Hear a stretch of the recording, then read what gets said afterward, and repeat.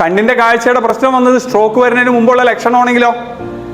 ബാലൻസിന്റെ പ്രശ്നം എന്ന് പറഞ്ഞത് സ്ട്രോക്ക് വരുന്നതിന് മുമ്പുള്ള ലക്ഷണമായിരുന്നെങ്കിലോ?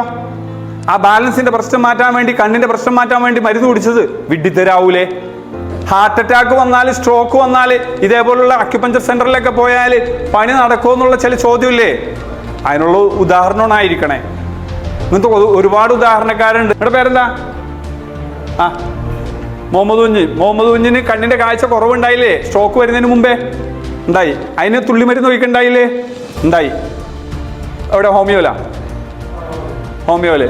ബാലൻസ് കുറവുണ്ടായില്ലേ? അതിന് മരുന്ന് കുടിക്കണുണ്ടായില്ലേ? എന്നിട്ട് സ്ട്രോക്ക് വന്നില്ലേ?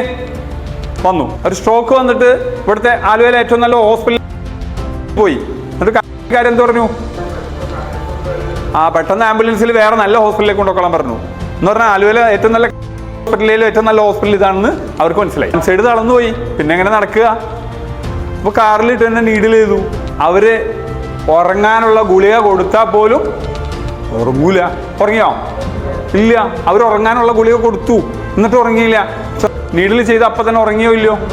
നീഡിൽ ചെയ്ത് സ്പോട്ടിൽ ഉറങ്ങിപ്പോയി.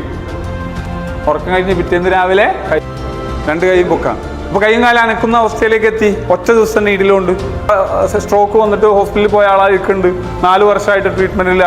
ഇപ്പോഴും അദ്ദേഹത്തിനൊന്ന് എൻ്റെ കാര്യങ്ങളൊന്ന് പറഞ്ഞു കിട്ടിയാൽ കൊള്ളാന്നാ പുള്ളി പറയണേ. 4 വർഷം മുമ്പ് സ്ട്രോക്ക് വന്നതാണ്. എന്നാൽ കഴിഞ്ഞ ആഴ്ച സ്ട്രോക്ക് വന്നതാണ്. നിങ്ങൾക്ക് കഴിഞ്ഞ ആഴ്ച സ്ട്രോക്ക് വന്ന പോലെ ഇതേപോലെ സ്ട്രോക്ക് വന്നവർ ഇന്ന് ബാക്കിൽ ഇരിപ്പുണ്ടായി 2-3 പേര്.